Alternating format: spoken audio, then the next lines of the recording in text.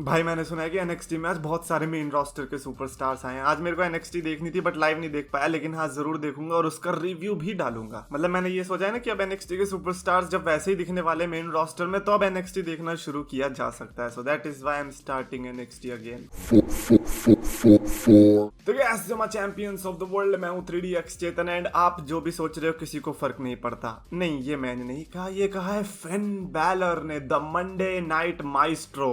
While not gonna lie, I loved that nickname. I always think कि जैसे Monday से related फिर M से रिलेटेड कोई अगर इन्होंने निकनेम निकाल दिया और अगर वो यूनिक हुआ तो वो अच्छा लग जाता है। जैसे मंडे नाइट मसाया था, now we have Monday night maestro. नहीं, मंडे नाइट तो नहीं है बट मंडे माइस्ट्रो है। आई थिंक फिन बैलर का ये निकनेम बहुत ही ज्यादा अमेजिंग है। इसको थोड़ा और कॉन्स्टेंटली अगर वो बोलते रहेंगे तो मेरे हिसाब से वो नाम फिन बैलर पे पड़ ही जाएगा। You have a new merchandise. But anyways उन्होंने रॉ टॉक के दौरान पता है क्या बोला? उन्होंने ये बोला, डिड यू से सोशल मीडिया?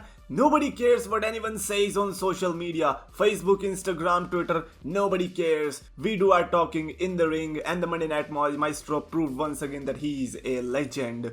बेसिकली यही है कि देखो फिन बैलर आते जाते कभी कभी फोटो तो डाल देते हैं, लेकिन अगर आप उनके कमेंट सेक्शन में कुछ लिख रहे हो तो उन्हें फर्क नहीं पड़ता, पॉजिटिव और negative, he don't give a shit. Well trust me when I से दिस, फिन बैलर आप वन ऑफ दोज सुपरस्टार्स हो, in fact one of those lucky superstars हो जिनके बारे में सोशल मीडिया में ऐसा कुछ नेगेटिव नहीं है। एंड हु नोज कि मे बी अगर आप सोशल मीडिया पे एक्टिव हो गए तो शायद आपके बारे में भी नेगेटिव शुरू हो जाएगा। तो मेरे हिसाब से जैसे हो आप वैसे ही रहो। अच्छा, वेलवेटीन ड्रीम का पता चला? बेसिकली ट्रिपल एच के आने के बाद वेलवेटीन ड्रीम का केस शुरू हो चुका था कि apparently Velveteen Dream is coming to WWE। अभी कई लोगों का मानना था कि नहीं आना चाहिए because he is a criminal. And जैसे कि मैंने बताया कि मैंने वो स्टोरी एज सच फॉलो नहीं करी थी, बट हाँ आई नो कि वेलवेटीन ड्रीम ने कुछ तो किया था जिसके चक्कर में उन्हें रिलीज कर दिया गया। नाउ वेलवेटीन ड्रीम ने अपने इंस्टाग्राम हैंडल पे भी ऐसे हिंट दिया था कि वो WWE में आना चाहते हैं। एंड हुआ क्या, बेसिकली उसके पहले वेलवेटीन ड्रीम जेल में थे और उनकी बेल करवाई किसने पता है? स्मैकडाउन के सुपरस्टार हिटरो जो फैक्शन है उसमें एक बंदा है अशांते अडोनिस, उन्होंने जो है वेलवेटीन ड्रीम की $1200 के बॉन्ड की जो है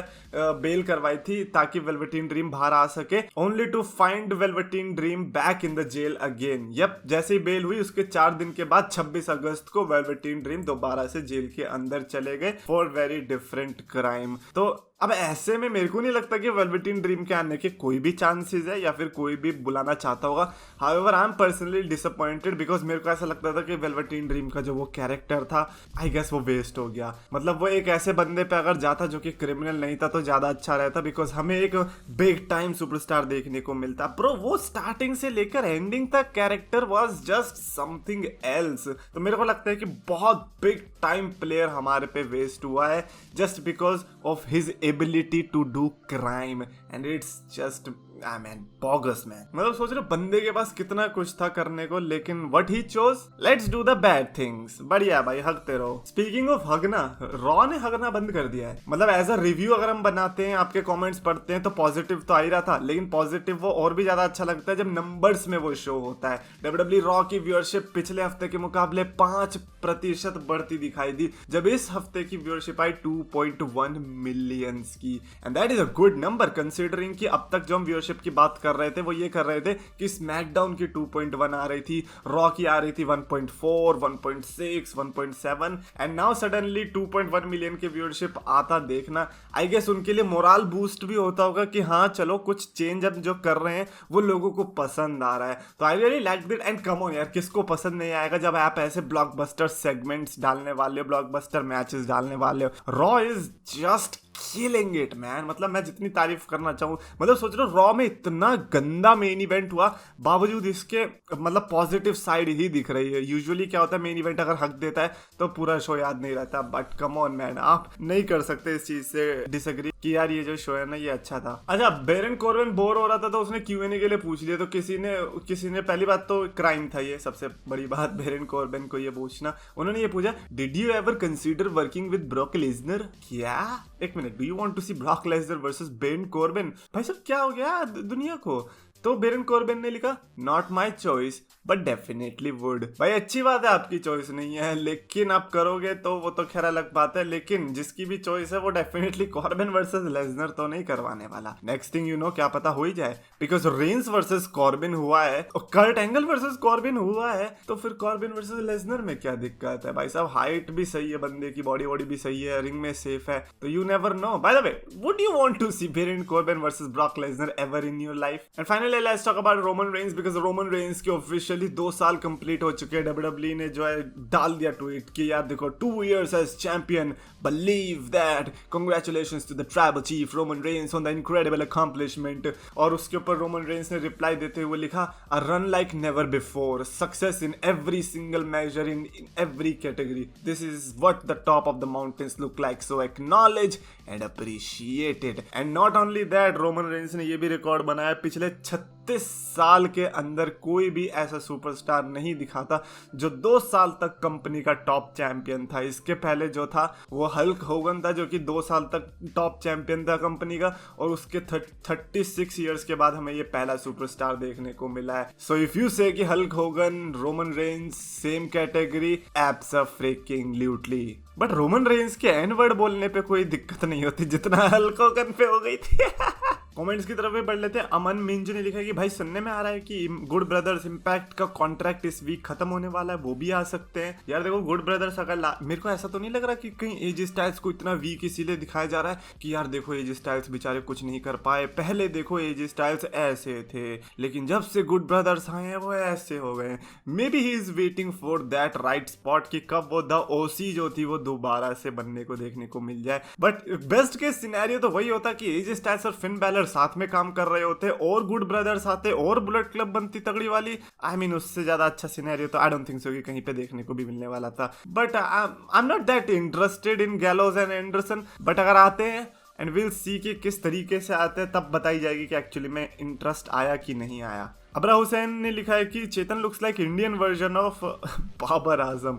okay, first of all please tell me in the comments is that a good thing or bad thing, or if it's a bad thing then I like it।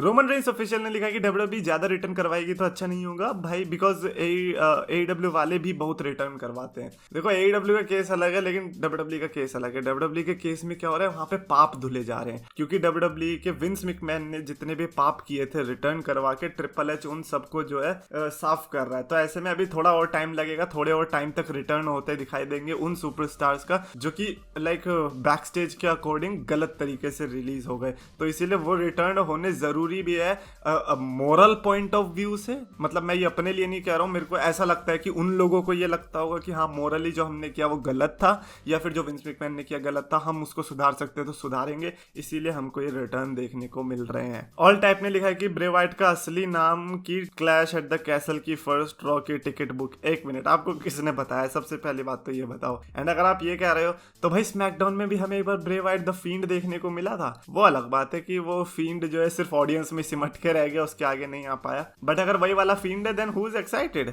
But लेकिन उतना ही काफी होगा field को trend पे लाने के लिए। Travels fear ने लिखा है कि कोई पागल ही होगा जो ट्रिपल एच से कॉल आए और एक्सेप्ट ना करे। Proceeds to show picture of CM punk.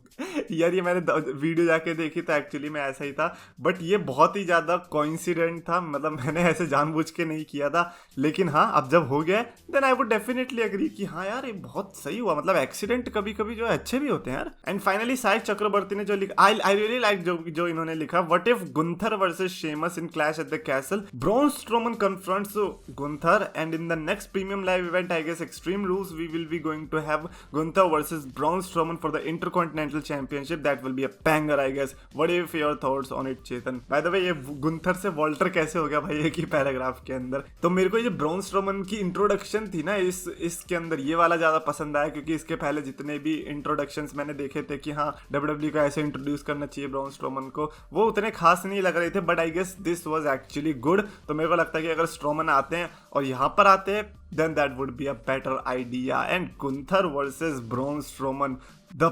powerhouses. Oh my god, ये collision तो देखना बनता है। Anyways, that's it for this video. Definitely comments में आप अपने thoughts लिख के बताना regarding anything। और अगर आपको वीडियो पसंद है तो definitely like करो, शेयर करो और चैनल को सब्सक्राइब करो।